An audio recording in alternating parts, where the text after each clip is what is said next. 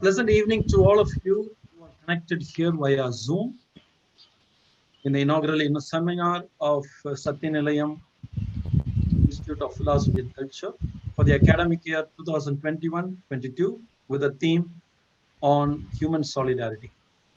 And I am Maria Dilasal, research scholar at SNRI, and I am connected in this virtual ground as the master of ceremony for this inaugural seminar.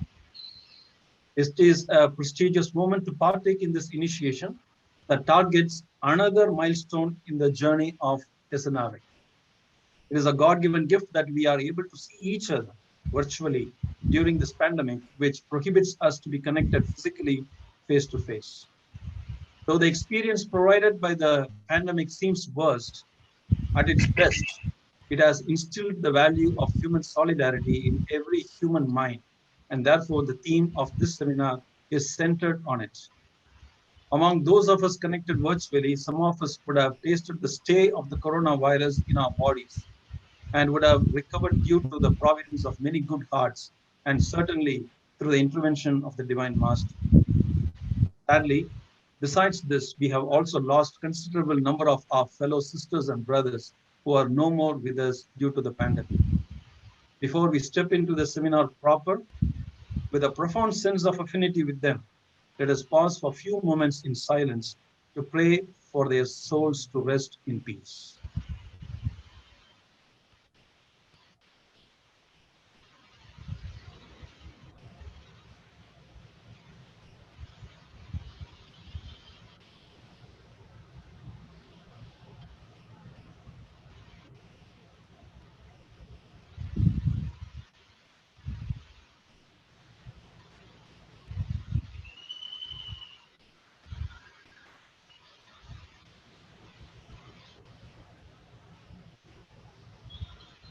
Having a feeling of divine presence surrounding us, we shall surrender ourselves totally in this inaugural seminar. Welcome is a word that is prefixed with wellness, which we all long for during this pandemic. With wellness fully loaded in his mind and heart, Reverend Dr. Robin Seelan S.J., the director of Satya Nilayam Research Institute, wishes to welcome the participants. Over to you, Father Robin. Thank you, Dalasal. Dear brothers and sisters, a warm welcome to you to this inaugural seminar at the start of the academic year 2021-22 of Satya Nilayam Research Institute, Tiruvanmiyur, Chennai, India. On behalf of the Rector, Reverend Dr. Boniface Panna S.J., other staff at Satya Nilayam, and our research scholars, I welcome each of you, especially Ms. Brinelle to this seminar. A hearty welcome to our the Provincial of South Asia, Dr. Stanley de Souza. Satya Nilayam Research Institute, commonly known in its abbreviated form SNRI, was born in 1986 and is now in its 35th year. Around 16 scholars have got their doctorate from this institute, and around 17 of them are pursuing their doctoral studies. We also have a publication unit that has brought out 38 volumes of a journal called Satya Nilayam Journal of Intercultural Philosophy without a break. For the second year in a row, we have been forced to have this inaugural seminar online, and it has brought to the fore what we have taken for granted these many years, the importance of face-to-face relationships. Nevertheless, we tried to make the best use of the available time and resources last year to hold at least 6 seminars and the publication of 2 issues of our journal. We hope to do better this year, especially with our online experiences last year and new staffing this year. The new Delta variant is a grave concern, but much more than this is a greater concern, human solidarity. To be precise, the need for greater human solidarity. With many conspiracy theories around COVID, lackadaisical attitudes of structures towards hapless and helpless people, and uncertainties towards the future, our energies need to come from within, and hence human solidarity. Hence, in SNRI, we have chosen this as our guiding theme for this year, and we hope to learn more about it in the coming year. We are very happy to announce the creation of 3 forums this year. Imprimis, meaning start, Young Researchers Forum, Philosophy Conversation Forum, and Book Discussion Forum. We also hope to give greater impetus to our 2 non-funded research initiatives, Indigenous Philosophy Research and Research Methodology for India in Philosophy.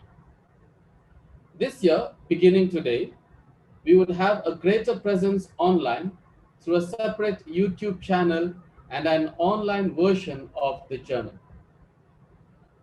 We aim at excellence, and excellence is different from competition. At SNRI, we hope to have excellence in our standards, approaches, and perspectives, all for a greater humanity. We want a progress in our values, and what are values if the poor are forgotten, the subalterns neglected, and the oppressed ignored? Ultimately, our intellectual endeavors need to become voice of the voiceless, and we hope that at SNRI, we make a difference this way.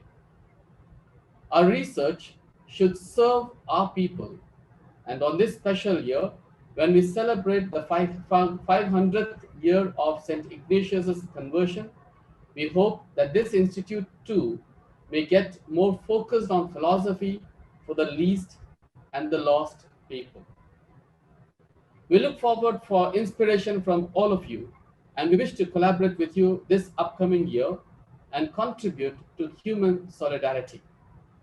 Once again, as the director of the Institute, I welcome all of you to this seminar, this inaugural seminar. Thank you. Thank you for that, Robin, for your words of welcome and for your short note about SNRI and its various functions. Dear friends, for this academic year, Satya Nilayam community is revamped with new personalities along with important responsibilities. Now they will be introduced by Dr. Robin.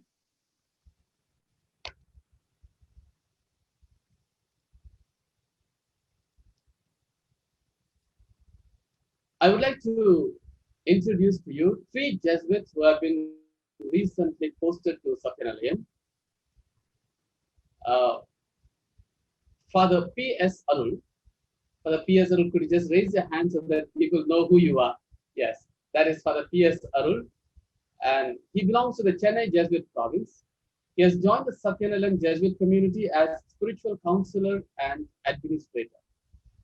In the past, he has been involved in various administrative and pastoral capacities, such as director, vicafore, team leader, missionary at British Guyana, etc.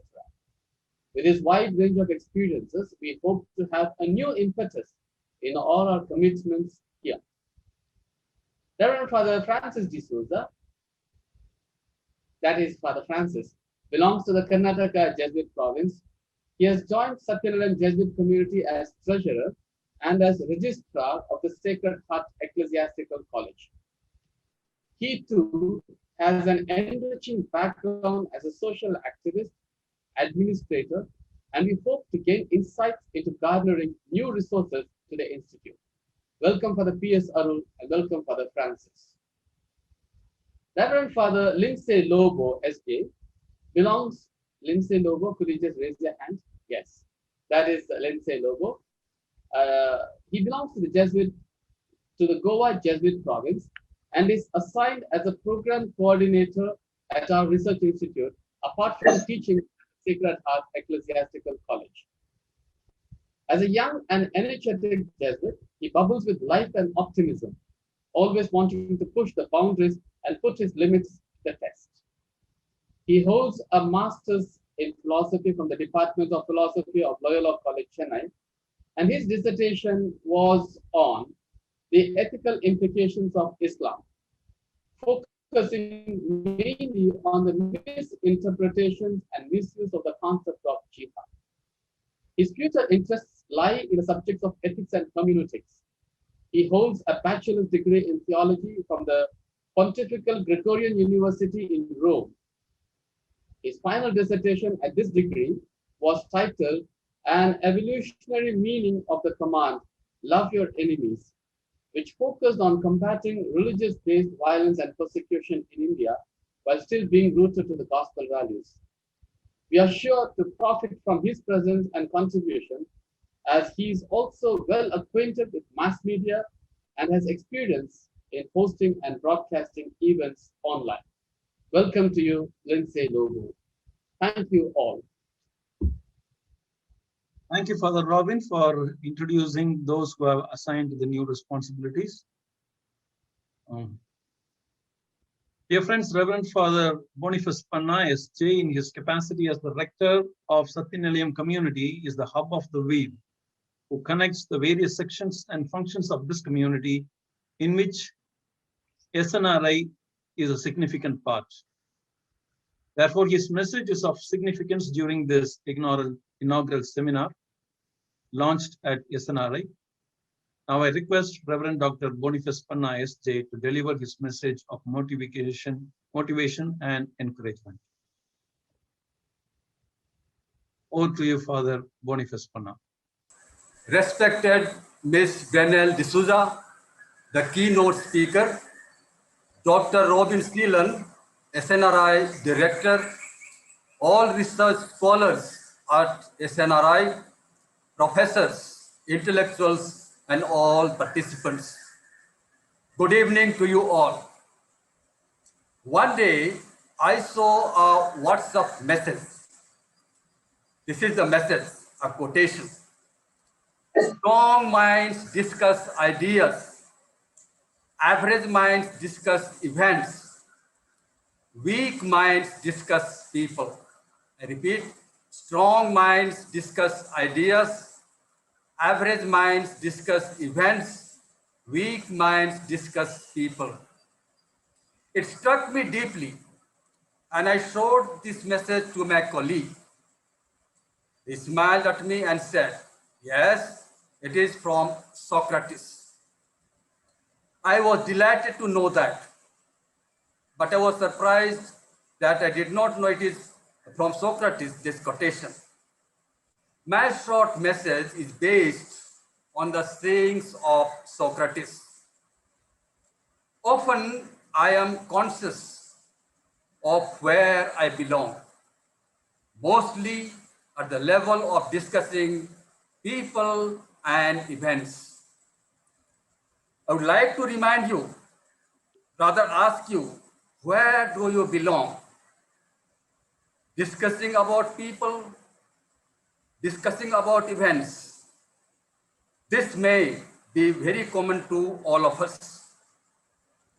Doing research is an invitation, opportunity, and challenge to go beyond discussing merely people and events.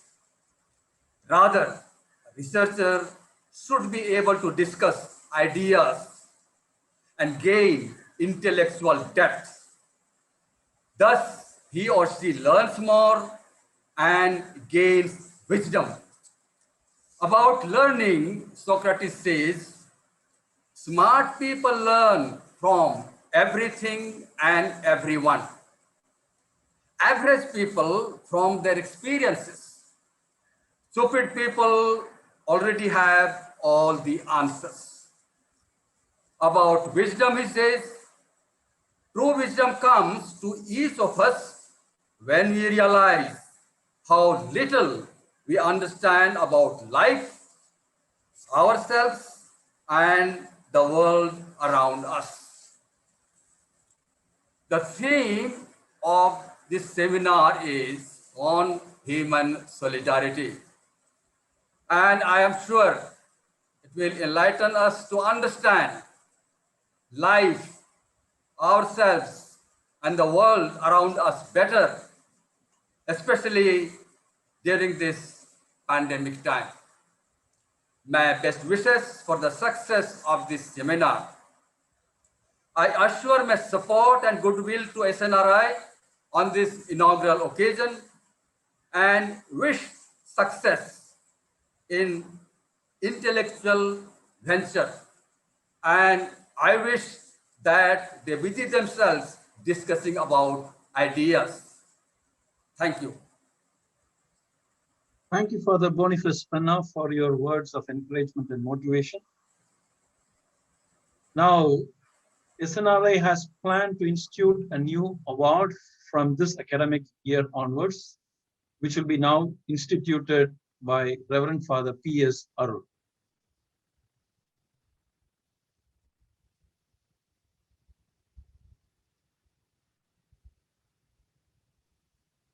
Dear friends, before I read out the name of the award, I would like to thank the director of SNRI, Dr. Father Robin S. Seelan, S.J., for introducing me and giving me a chance to participate in this great event. The name of the award. This award is named as the Ignis Research Award of SNRI. Its objective. The purpose of this award is to encourage and inspire those engaged in research in the academia, especially in the fields of philosophy, culture, religion, and other interrelated subjects to further their research in these areas, with a special focus on relevant aspects of philosophy and culture. Nature of the award. This award is instituted by the Society of Jesus to honor its founder, St. Ignatius of Loyola, who was keen on serving God and humanity in all ways possible. In particular, the intellectual dimension of all the society's apostolates has been held high. Highlighting this intellectual depth, the Jesuits in Satya Nilayam institute this award during the occasion of the 500th year of the conversion of St. Ignatius of Loyola. This annual award consists of a citation and a cash of rupees 10,000. We hope to increase this amount in the future with generous funding from donors to build a corpus. The administrating authority of this award lies with SNRI alone. Conditions of award. The award is given to a deserving scholar or professor whose article in philosophy is considered extraordinary among the journal articles receiving during the academic year. The candidate being considered for this award should either be a research scholar or a teaching or retired staff from a recognized institute across the world. A panel consisting of 3 eminent professors will form the jury to decide the award.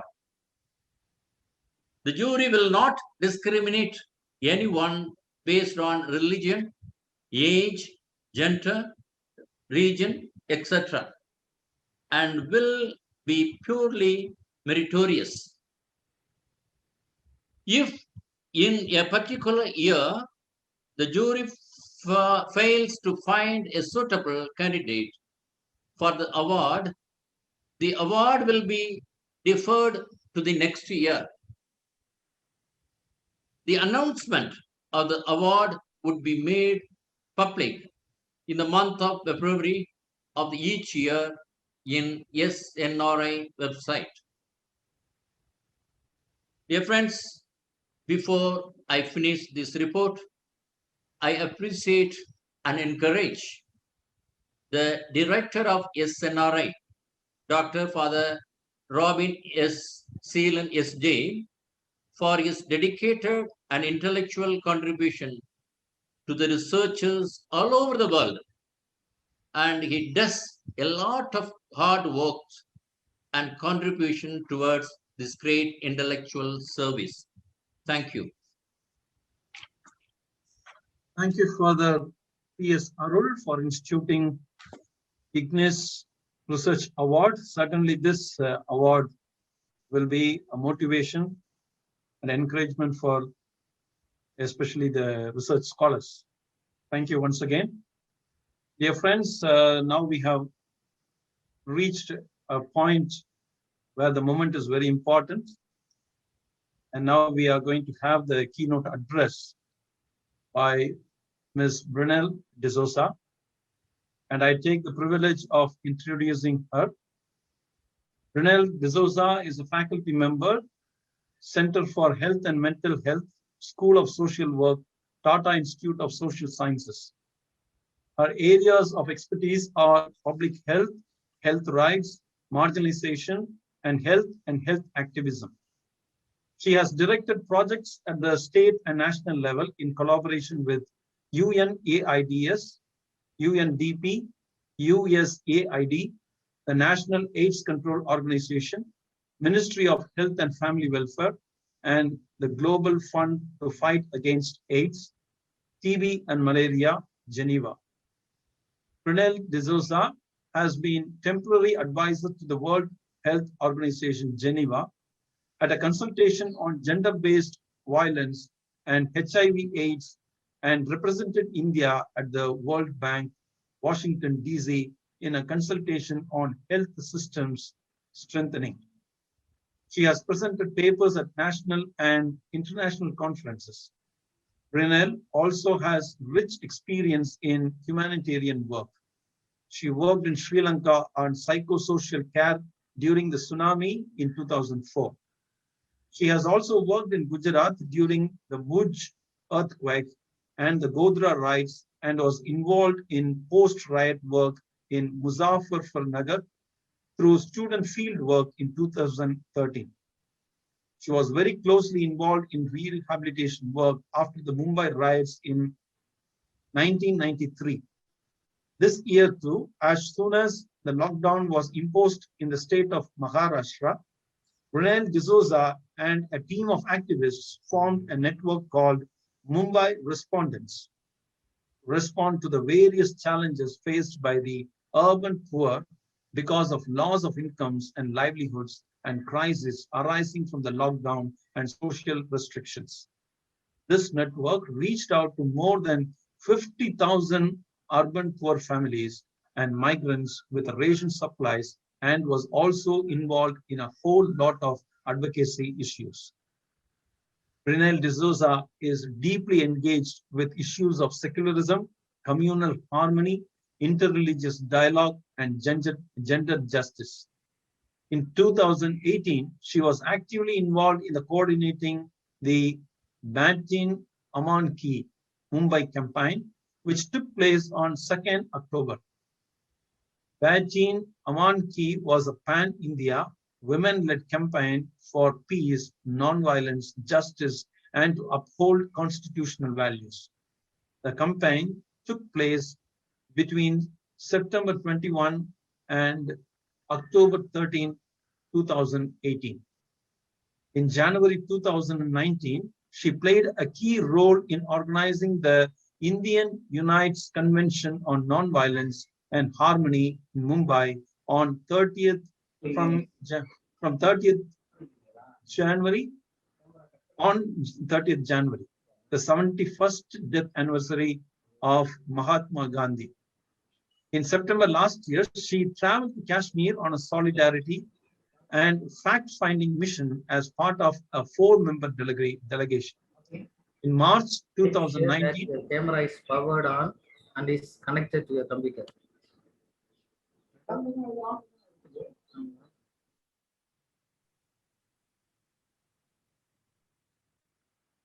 In March 2019, she co-organized the first ever national ecumenical consultation on the sexual abuse crisis in the Indian Church.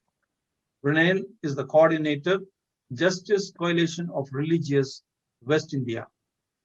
JCOR is a group of 19 non-governmental organizations that are accredited to collectively represent over 200 congregations of Roman Catholic women and men religious at the United Nations. She is also a joint coordinator of the Maharashtra chapter of If We Do Not Rise, a network of more than 600 plus women's organizations, IKTIA groups, and human rights networks that have come together to struggle for justice, democracy, and secularism. She is also the co-convener, Jan Swasthya Abhiyan, the local chapter of the Global People's Health Movement, and is a member of People's Union for Civil Liberties, Maharashtra.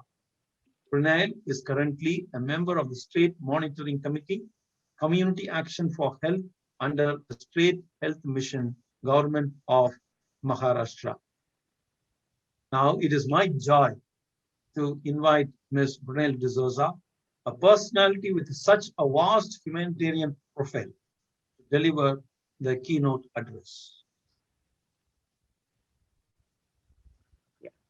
Good evening, Father Robin, scholars and friends. It's my pleasure to address you at this inaugural seminar of the new academic year. Thank you, Father Robin, for reaching out to me. I accepted your request for 2 reasons. It's always wonderful to interact with scholars and students from other institutions, even if it's only possible to be through the online mode, given the times we are living in. And secondly, the theme on human solidarity touched a core. It's so relevant given all that we as individuals, communities, and nations have gone through and continue to go through ever since the pandemic struck us. The COVID-19 crisis is one of the most serious and uncertain crises in recent history.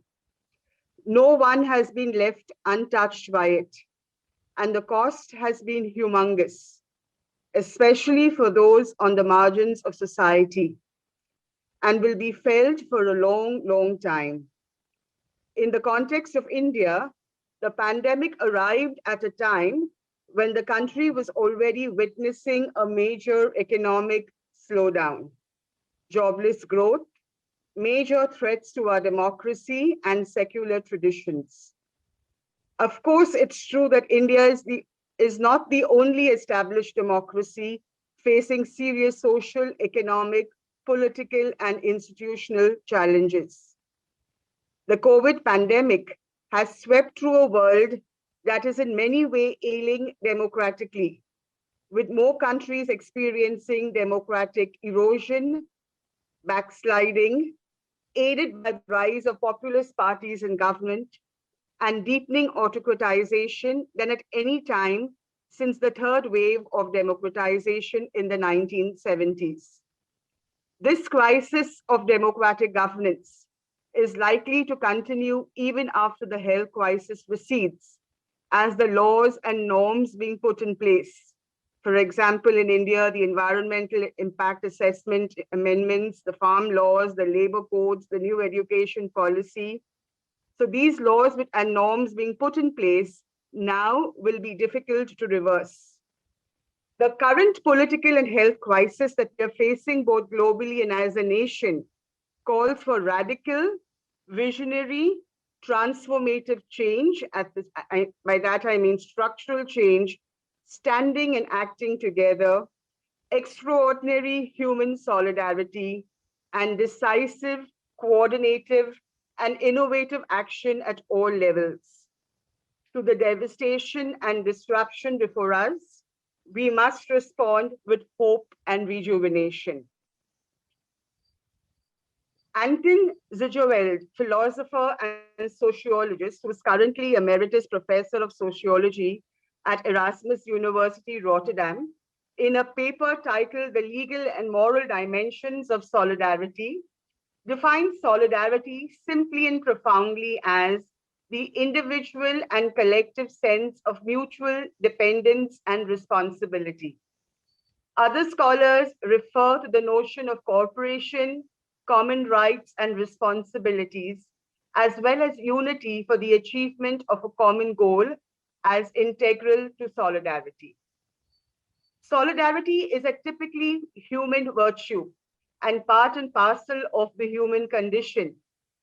Animals do in many cases possess the sense, or rather the instinct of mutual dependence, particularly in the presence of a threat from outside the herd. But the sense of mutual responsibility is a typically human virtue. It presupposes the ability of taking the attitude or role of the other, as George Herbert Mead, American philosopher, sociologist, and psychologist said, and then to look back from this position to one's own position in life. The concept of solidarity can be applied in many different spheres of human endeavor. Just as solidarity among workers unites them in their fight for better conditions, it can also unite the global community in the fight against global threats such as terrorism or the current COVID-19 pandemic. The term is generally employed in sociology and other social sciences, as well as in philosophy and bioethics, and of course, in development and activist spaces. Solidarity is at the heart of social movements. Solidarity is a significant concept in Catholic social teaching, and therefore a core concept in Christian democratic political ideology. The compendium of the social doctrine of the Church names solidarity as a core principle of Catholic social teaching. It says, and I quote, "Solidarity highlights in a particular way the intrinsic social nature of the human person, the equality of all in dignity and rights, and the common path of individuals and peoples towards an ever more committed unity. The acceleration of interdependence between persons and peoples needs to be accompanied by equally intense efforts on the ethical social plane in order to avoid the dangerous consequences of perpetuating injustice on a global scale." Solidarity has also defined the work of the United Nations since the birth of the organization.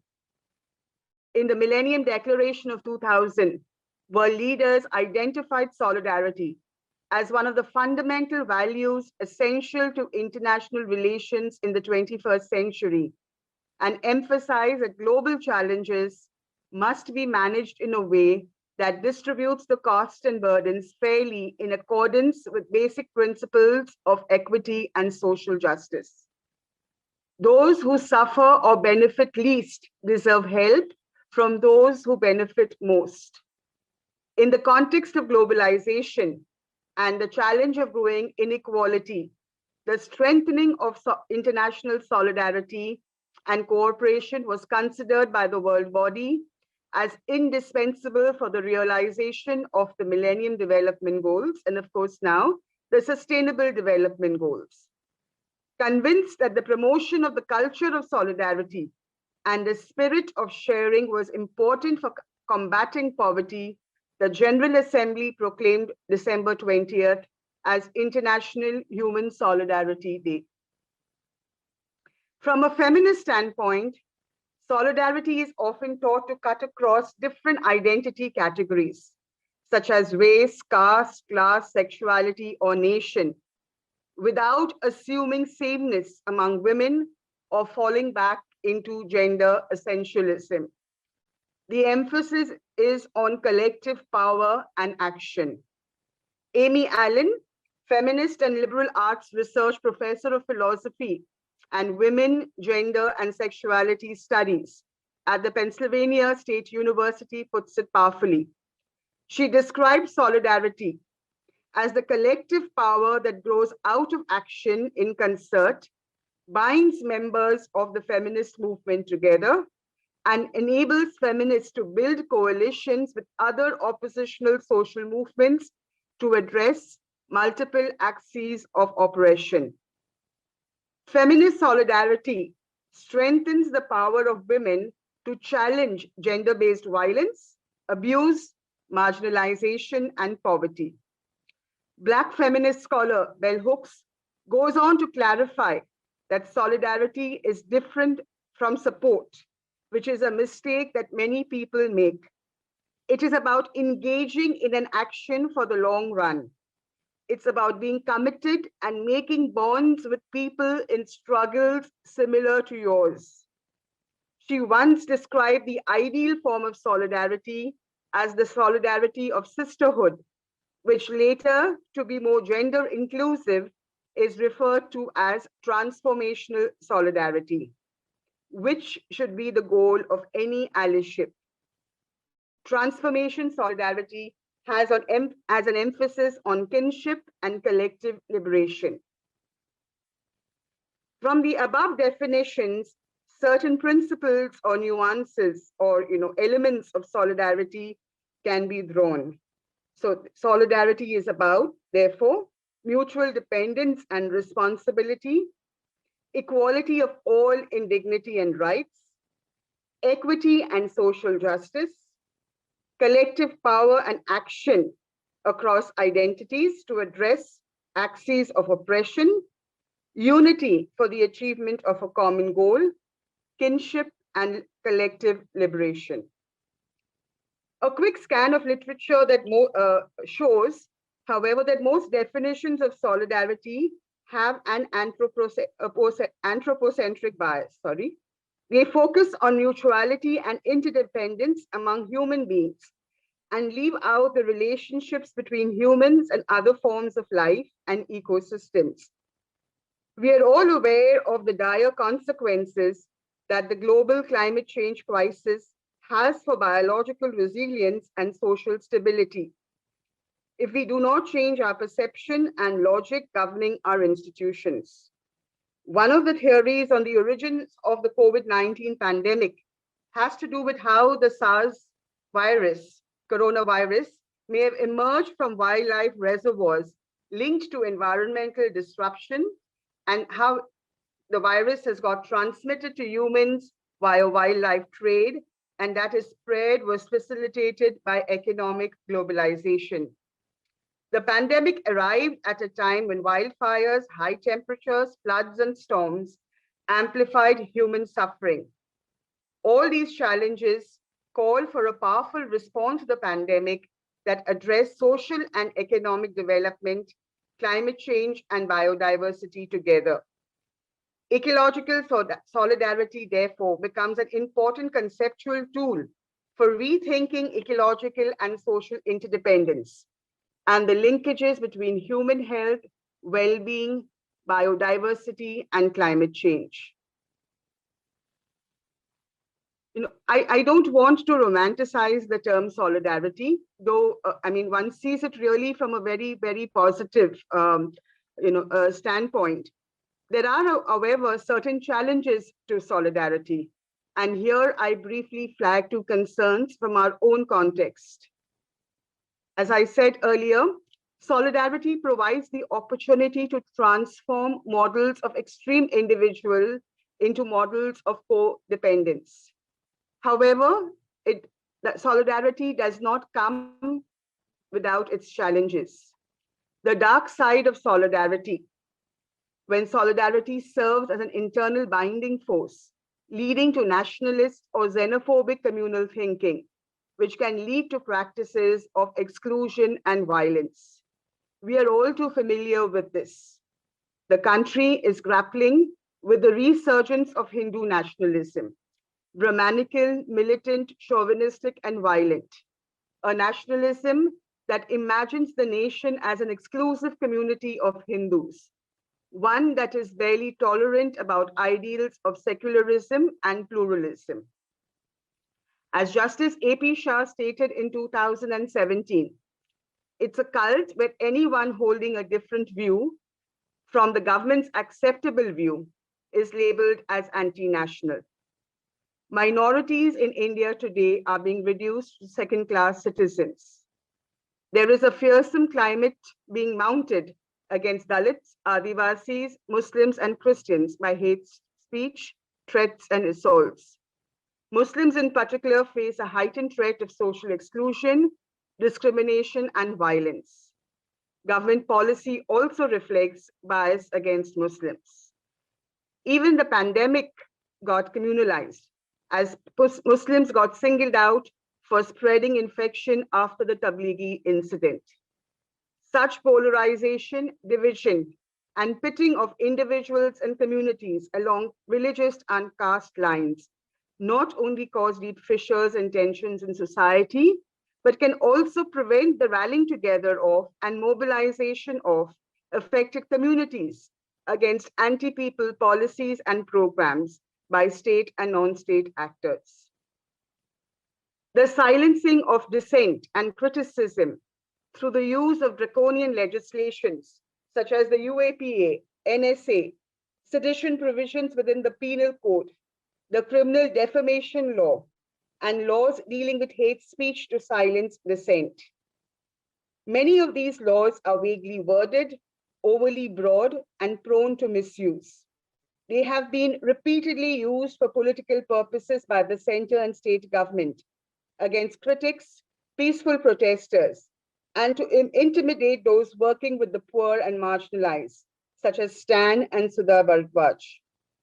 While some prosecutions in the end have been dismissed or abandoned, many people who have engaged in nothing more than peaceful speech, such as Devangana, Natasha, Asif, Gulfisha, Umar Khalid, have been arrested on false and fabricated charges, held in pre-trial detention for years without bail, and subjected to expensive criminal trials.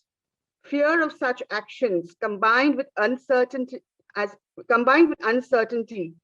to how the statutes will be applied leads others to engage in self-censorship.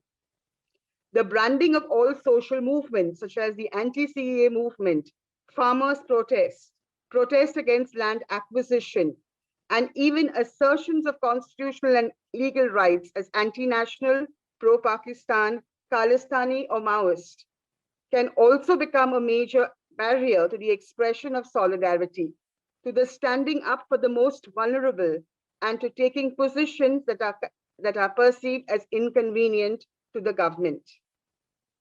However, the two largest non-violent protests that independent India has ever seen, the countrywide anti-CAA protest and the ongoing massive farmer protest, leave us with a sense of hope that notwithstanding the threats and challenges, when the push comes to shove, the people of India will use non-violent strategies to protest undemocratic anti-people laws and policies and to reclaim their constitutional rights and freedoms. Both these protests have received support from a range of stakeholders: students, public intellectuals, bureaucrats, artists, and academics. The weakening pillars of democracy, including the judiciary and in particular the Supreme Court, is also a deep cause of worry. The independence of the judiciary is mainly compromised at this time of our history. Given this context, I welcome the recent observation by the Delhi High Court while granting bail to Natasha, Devangana, and Asif, and I quote, "We are constrained to express that it seems that it's in its anxiety to suppress dissent in the mind of the state, the line between constitutionality guaranteeing right to protest and terrorist activity seems to be getting somewhat blurred. If this mindset gains traction, it would be a sad day for bureaucracy." Solidarity and the COVID-19 pandemic. The COVID-19 pandemic has exposed fault lines, fissures, and fragilities of societies, economies, and healthcare systems across the world. And the situation in India is no different. The pandemic, as I said before also, has disproportionately affected the poor and marginalized, the urban and rural poor, migrants, sex workers and trans persons, the homeless, the elderly, women and children. Studies indicate that the first wave of the coronavirus pandemic may have doubled poverty in India, and that the second wave pushed millions on the fringes into poverty.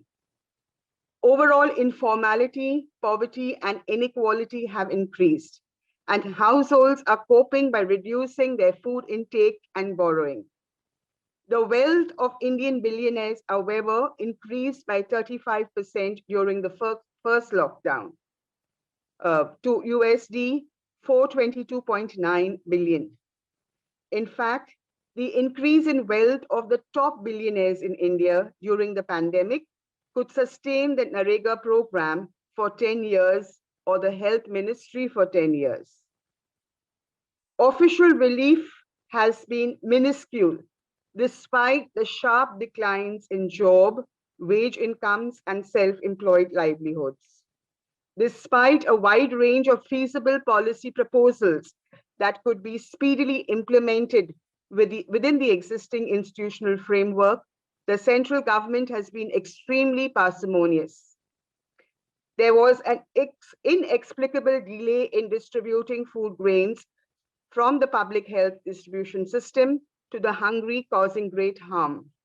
This despite India having more than 3 times the buffer stock requirement. Even now, food relief is extremely minimalist and geared towards addressing starvation. It does not take into account the nutritional needs of family, and we're only going to see new and newer epidemics of malnutrition. The relief package of 1.7 trillion to deal with the COVID-19 crisis has been criticized by economists and many others as grossly inadequate, given the kind of foreign exchange reserves we have. And there is an unprecedented humanitarian crisis in hand. Cash transfers have been paltry. Many unions, networks, and economists have been demanding cash transfers of at least 10,000 per household to families living below the poverty line. Such basic relief further eludes those without government documents, such as ration cards and other government IDs. They are those, and these people are often those who are the most vulnerable. Yet the state fails them completely by restricting relief to a certain category of citizens.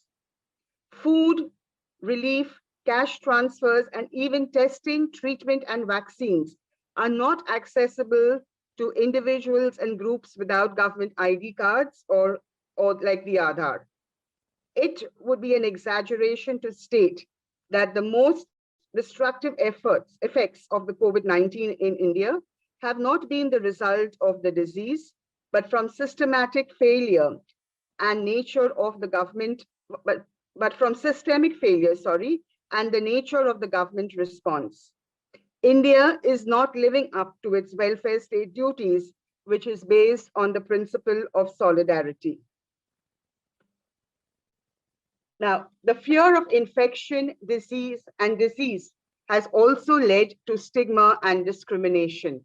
And we also saw how the fear of infection and disease, which caused a whole lot of stigma and discrimination, especially during the first wave of the pandemic, actually also compromised solidarity in many ways.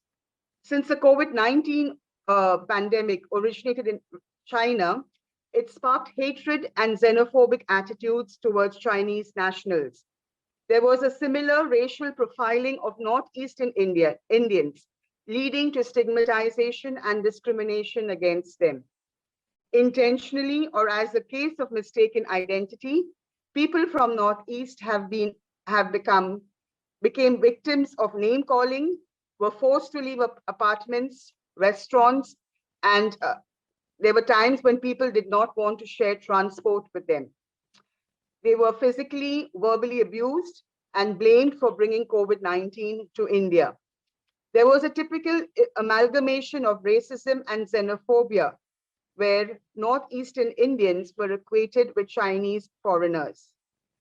Similarly, there was a communal depiction of the national health crisis when India was entering the lockdown phase in the last week of March 2020. The non-compliance of law and negligence by some members of the Tablighi Jamaat, a fringe group, Islamist group, was labeled against the entire community. The labeling got amplified after the congregation of this group for an event turned out to be, the infection spread from some members of this group. There were reports of incidents where Muslim Gujars faced difficulties in selling milk.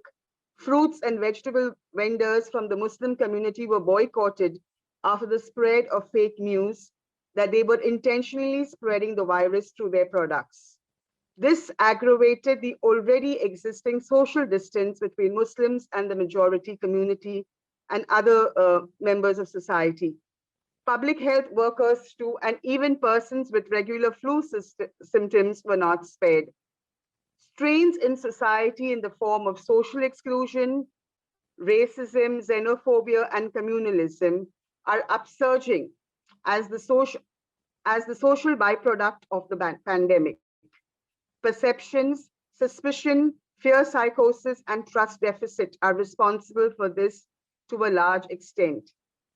Social distancing measures have heightened the social distance that was already existing in our society and has challenged the basis of solidarity.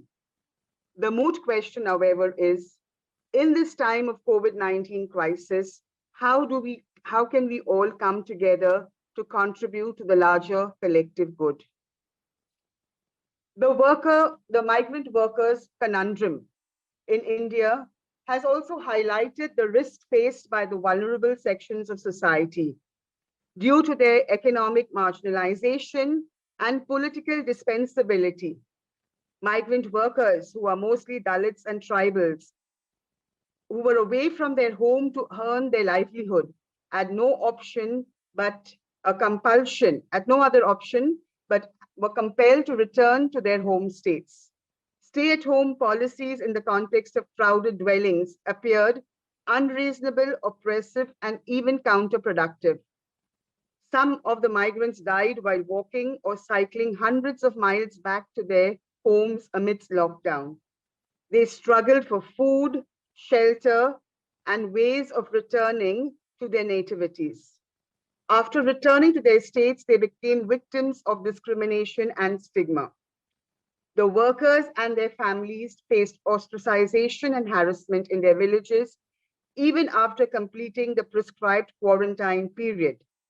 Their communities viewed them as carriers of the virus. This social cleavage aggravated their already existing economic inequalities.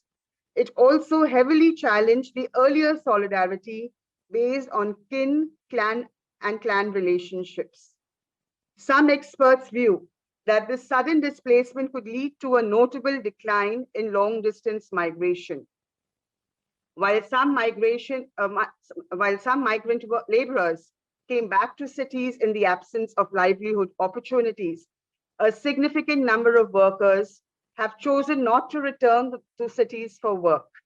They may find work in agricultural fields or nearby towns. Severe inequalities undermine solidarity. Income inequality increases social distance and henceforth, will go on to weaken the sentiment of solidarity between fellow beings. And this could lead to further social tensions. During a crisis, the degree of solidarity is often the basis of endurance of any society. Now, even as we witnessed ineffectual leadership, a policy paralysis, and infrastructural collapse, both in the first and in the second wave, in the case of the latter, it was specifically in relation to health infrastructure, such as beds, oxygen, drugs, and vaccines, civil society groups stepped forward in solidarity to meet the needs of the moment. What's striking is that many of these groups were run by volunteers belonging to minority communities that the government had often been antagonistic towards.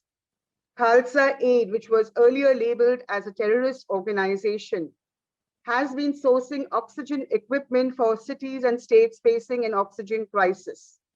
Mosques in a few places have been turned to quarantine centers.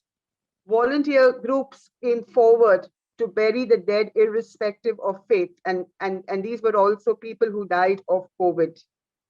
The first wave also saw ordinary citizens, civil society groups, and public figures come forward to respond to the hunger and migrant crisis that haunted the country. Community kitchens became active in many urban poor settlements across the country. Most of these were started with people's own resources and catered to migrants, daily wage workers, and the homeless.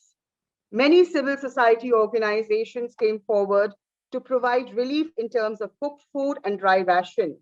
Shelters were set up for migrant workers.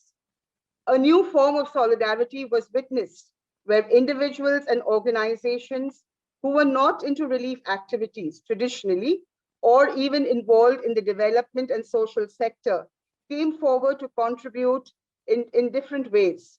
These initiatives were significant and timely, as many people struggled with food insecurity and health risks simultaneously during the pandemic. However, as civil society responded, the state further receded from its welfare obligations. Dealing with a pandemic, as we've seen, requires high levels of solidarity. However, expressions of solidarity can also risk devolving into charity, if not sentimental charade. There have been incredible number of people across different sections of society who, often at great risk to themselves and under difficult circumstances, helped to prevent a looming and mitigate, a looming humanitarian disaster. The widespread cooperation, even with grueling demands of a lockdown, can also be seen as expressions of solidarity. But this should not blind us to the fact that solidarity in the true meaning of the sense is failing us, just at the time when we need it most. It is failing us because at the core of solidarity is not pity, compassion, or even care. It is justice. Yes, the harrowing scenes of grief and injustice called for and still call for an immediate response. Pity, compassion, and care, as morally worthy as they might be as sentiments, are not fundamentally related to solidarity. Solidarity presupposes something like the idea of commonality, some form of identification. Pity, compassion, and care are acts of kindness that can often presuppose distance and power. Even the act of helping, as necessary as it might be, underscores someone's privileges. That is why, in normal circumstances, it is an affront to the dignity of people to make them depend on someone's compassion. Compassion, as an expression of solidarity, presupposes power because it appeals to someone's discretion, not to their obligation. We don't want compassion from the state. There is something deeply morally odd in using the language of compassion in relation to the state. What we need from the state is not compassion. It is a sense of justice and fulfillment of rights. In fact, the appeals to compassion destructively depoliticize social policy by appealing to sentiment. By contrast, genuine solidarity speaks the language of justice. Will ask hard questions about rights, institutional obligations, processes, and accountability. Compassion speaks the language of subjecthood. Justice speaks the language of citizenship. Justice allows you to be angry at the state when you see injustice. Compassion is a disfiguring appeal to someone's power. The original meaning of the term solidarity was a juridical term connoting joint liability. This had the advantage of not just emphasizing a commonality, but also of the fact that there was an obligation. There was no choice in the matter. And so while we may respond in the here and now to concrete demands of people in distress, our commitment to the idea of solidarity, genuine solidarity, must make us demand accountability from the state. Governments must fulfill their duties and obligations to people, and not just from a public health standpoint, but also in terms of livelihood, food security, and improving conditions of vulnerability and risk. Lastly, to you, my dear scholars, I appeal to you to stand up for, stand up with, and stand up beside those who are most vulnerable and marginalized. May your research practice always be directed towards building solidarities despite differences. And may they always reflect the voice of the poor and the defenseless. The pandemic has shown us that the old order is simply not tenable and also not sustainable, and that we need to reimagine the future, a future based on justice, rights, equity, and solidarity. At a very fundamental level, we must never forget that none of us are safe until all of us are safe. Okay, so have a creative, deeply reflective, and engaging year ahead. Thank you.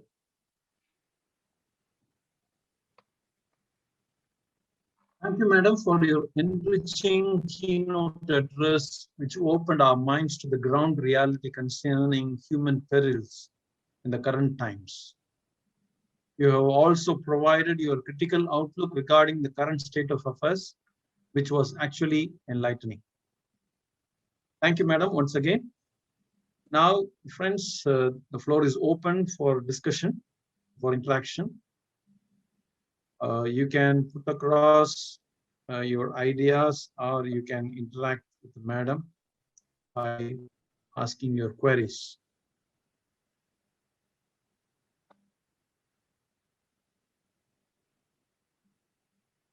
I hope all of you were able to hear me and I was clear and slow in my... Yes.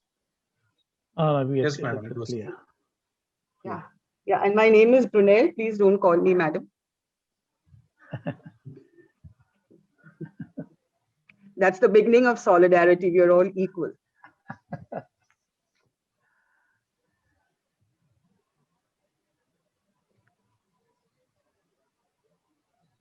Is there anybody who would like to?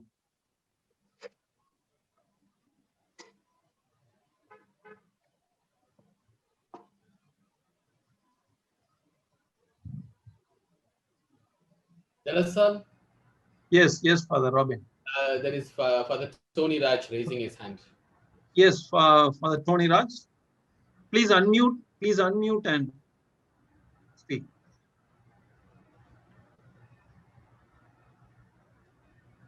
So, Brinelle, thank you so much for the Brinelle. Thank you very much for the enlightening input, inspiring input on solidarity. My question is, you connected that solidarity with justice, and which is very healthy and at present is very challenging. But the judiciary itself, the judiciary is not, in a way, giving us justice.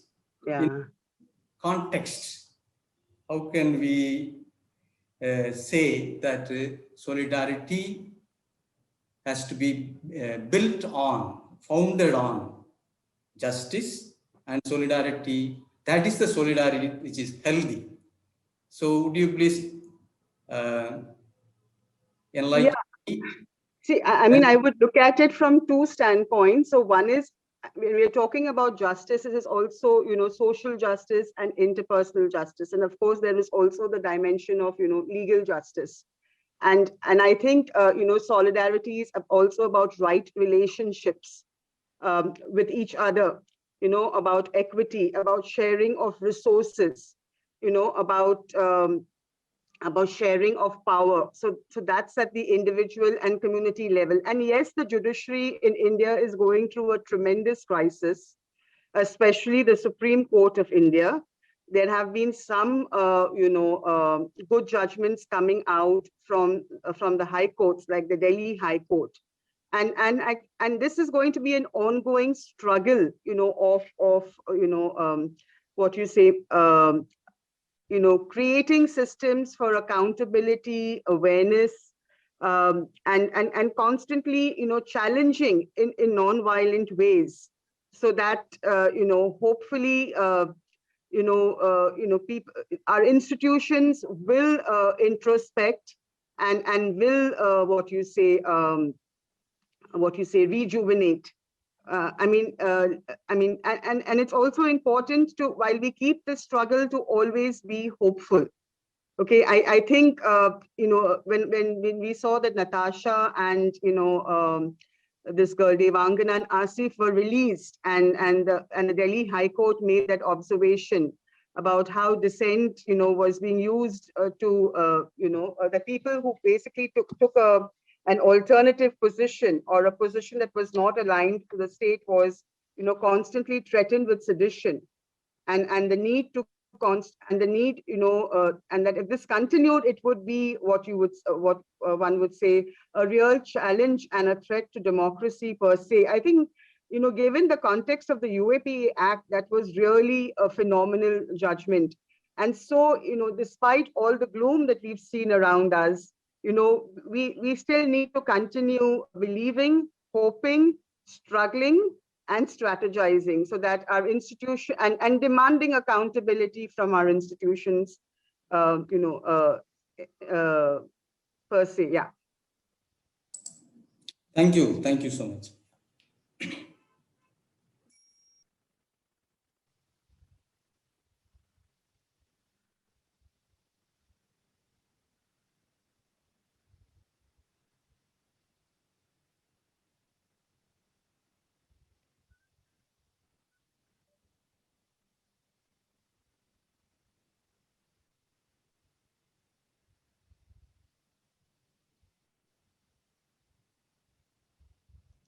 Is there anyone who would like to interact?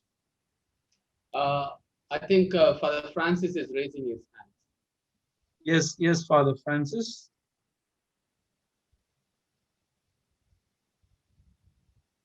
Francis, please unmute. Please unmute and. Okay, can you hear now? Brinelle, thank you for the exposition. Amidst all the gloom that is around us, you have mentioned two points which are hope-filled: the CA protest and the farmers' movement. How far these could be sustained in a long manner? Because the anti-democratic forces seem to be so strong in every sphere of life. So how far this could be kind of sustained by people of India?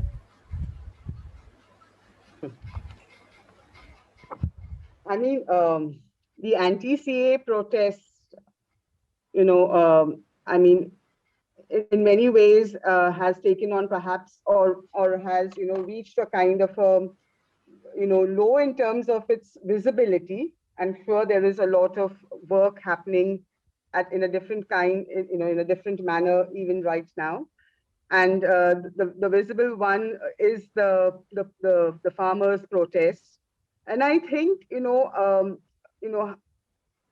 it's difficult to understand how long they will be sustained, honestly. And I would say, even the struggle both the struggles as they are right now, the anti-CA movement as it was then, it brought together so many people across the spectrum, even people who were not directly affected, by the issue. I mean, it brought together, because it was basically about preserving the idea of India.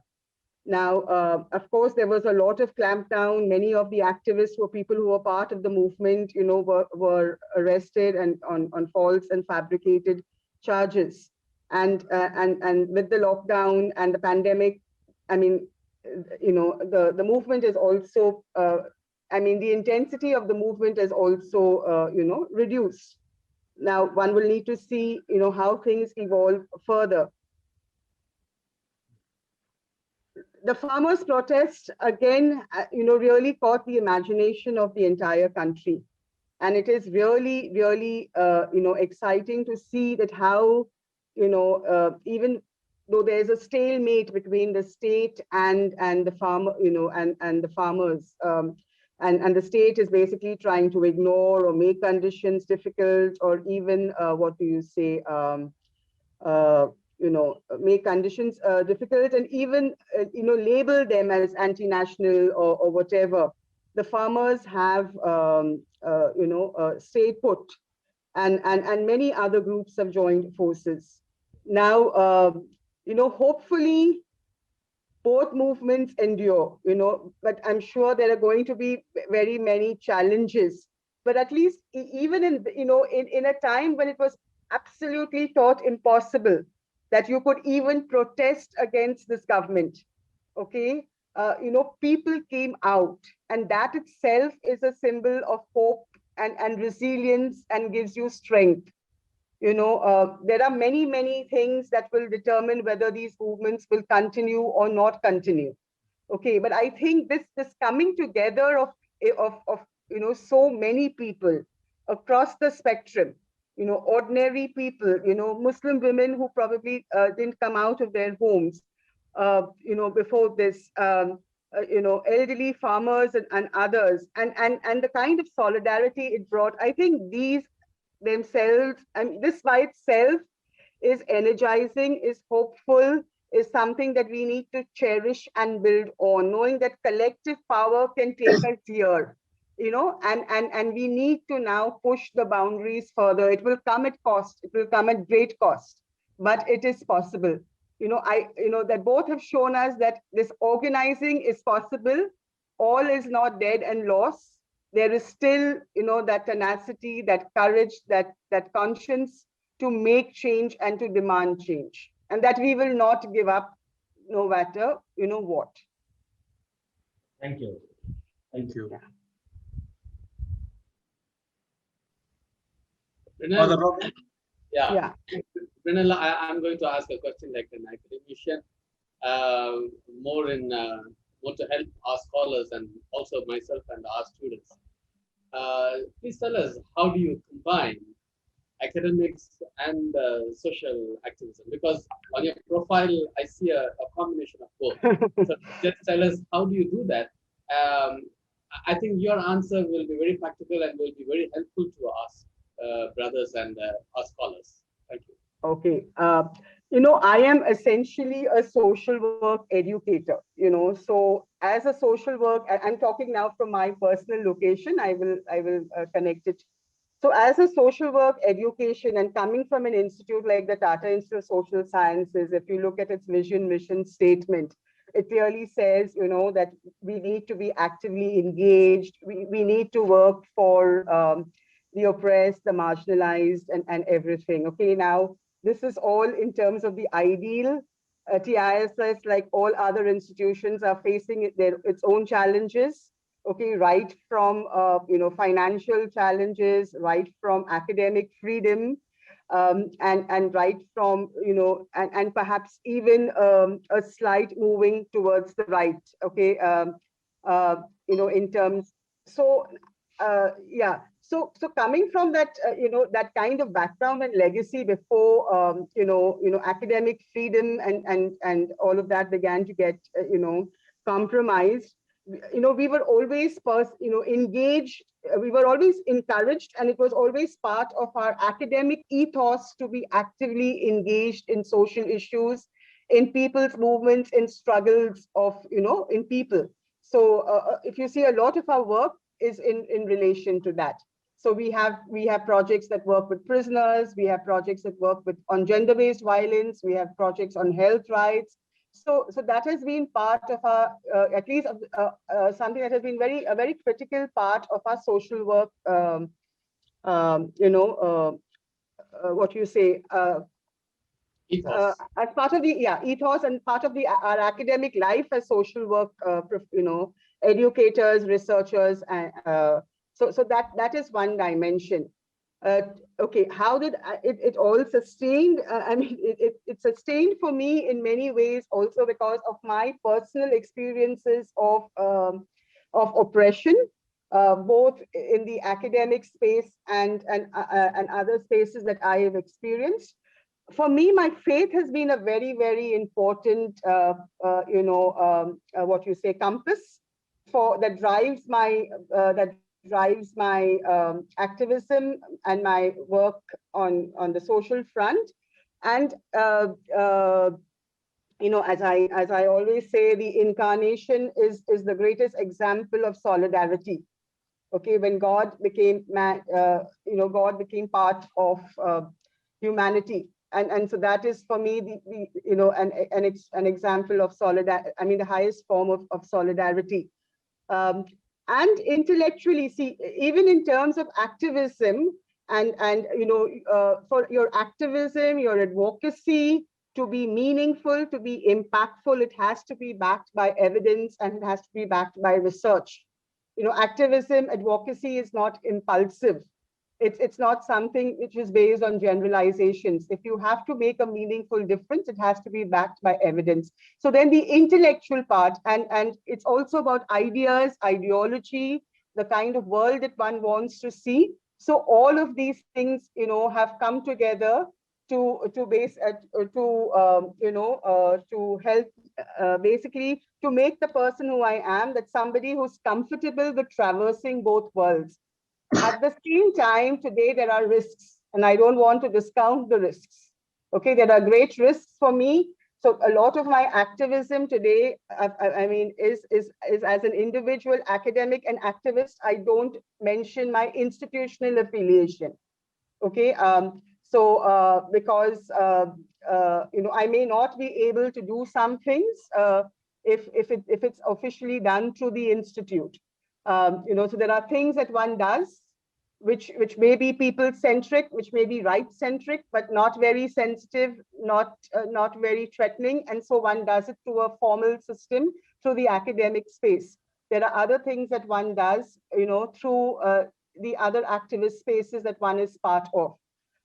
So this is how one essentially, balances all of this. So I would say my faith, my social work training, my academic training, and my zeal for zeal to make a radical difference, okay, have all combined to make me the person that I am, and to help me traverse both these worlds. Yeah. Thank you. Thank you. Yeah. Yes, Arun.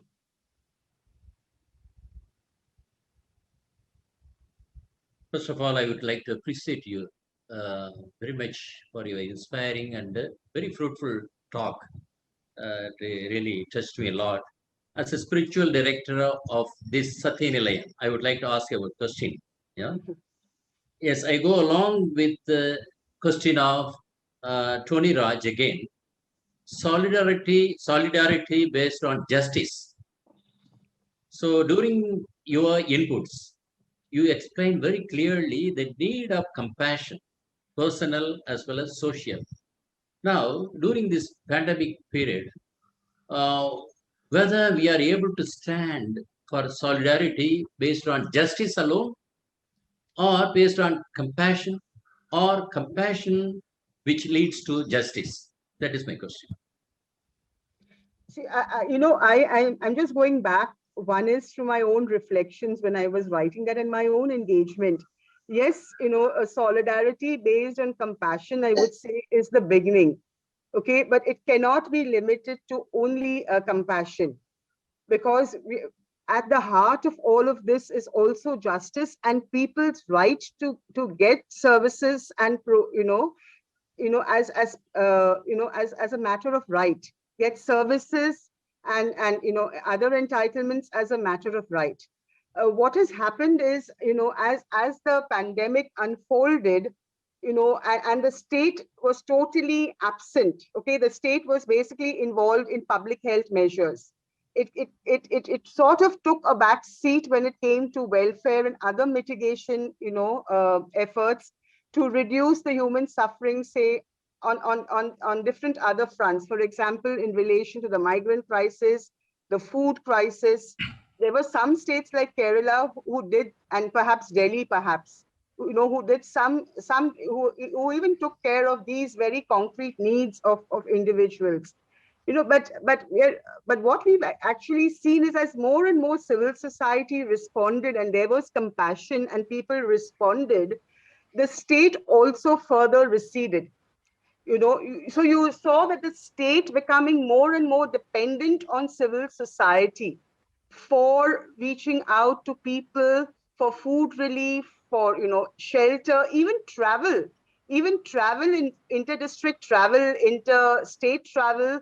A large percentage of that was organized by civil society organizations.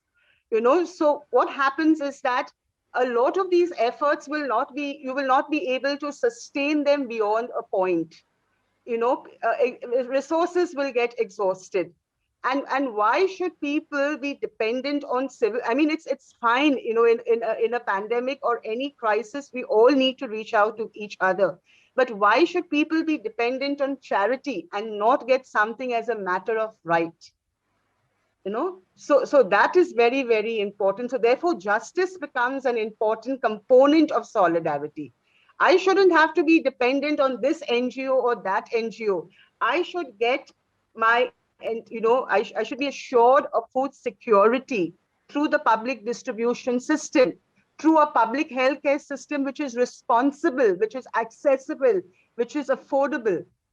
And now even in this, there are many people who, if they are not registered under various programs, if they do not have government ID, and these are often the most vulnerable people, mentally ill people, people who are living on roads, sex workers and trans persons, they are not able to get even that minimalist, relief that the government has been providing. Now, the point here is essentially this, that our compassion, if we are really committed to solidarity as a concept that is about social justice, equity, and rights, then, even while we give and meet the immediate needs of people, we will go on to demand accountability for the state, from the state, that the state has obligations and has duties, okay, to protect, to provide, to fulfill, and the state must be doing that. Okay, therefore, I would say justice is a very, very critical component of solidarity. Thank you. I can provide, this year, I just want to just add one point. This year, with the second wave and the, consequent lockdowns, I'm sure people have gone into even greater economic distress. But you don't see that scramble for food as we saw last year. It's not that people don't need food this year or don't need support this year, but a lot of NGOs also, okay, do not have the resources to provide it at that scale that they were providing it last year. It is so painful to hear women calling up, and it's often women who go around searching for food for their families. So you're going to see, and the government has not adequately addressed the entire issue of food security. I mean, it's giving a very minimalist package that doesn't look at nutrition. It's only addressing starvation. As long as people fill their stomachs, that's enough. Then you're not having to deal with media reports on starvation deaths. But you're going to see epidemics of malnutrition. It's going to affect our gains on maternal mortality and child mortality. Dear participants, dear participants, we have planned to close the seminar by 7:30, and therefore we are closing this session of intervention. Thank you for all those who have intervened, and thank you, Brinelle D'Souza, for responding to the interventions. As we have come to the close of this inaugural seminar with a grateful heart to the divine spirit that deeply connects each of us and leads us into truth, I proceed to propose my vote of thanks. I am indebted to Brinelle D'Souza, who willingly accepted to deliver the keynote address. Her keynote address was loaded with both conceptual and experiential content on solidarity.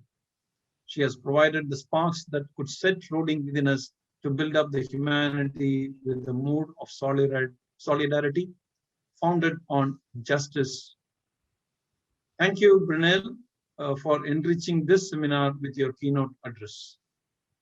I wish to express my gratitude to the Satya Nilayam family headed by Reverend Dr. Boniface Panna SJ, the rector, and especially for his motivating message. I sincerely thank all of them for their encouraging presence and support. Dr. Robin Seelan, the director of Satya Nilayam Research Institute, deserves our appreciation and gratitude in organizing this inaugural seminar.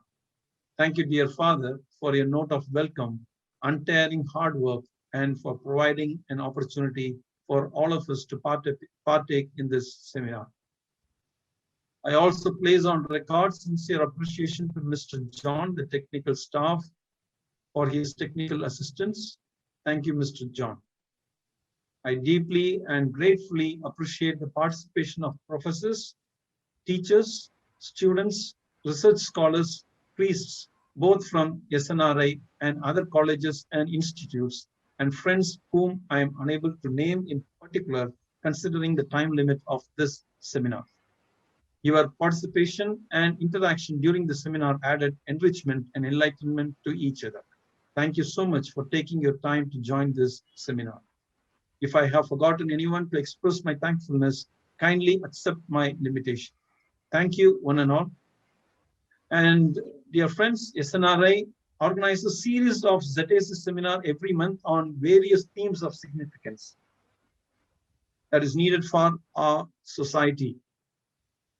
Kindly join our mailing list by sending a mail to snrioff@gmail.com. I repeat, snrioff@gmail.com, and we will keep you informed. We wish to inform you that the next virtual seminar will take place on 15th July 2021 on the theme Philosophies and Discrimination in collaboration with Center for South Asian Studies, University of Edinburgh. Finally, and not the least, safety has become the prominent word during this pandemic. As we say bye to each other now, I request you all to stay safe by wearing face masks, maintaining social distance, and regular sanitization. Goodbye to all of you till we all catch up virtually in the next seminar.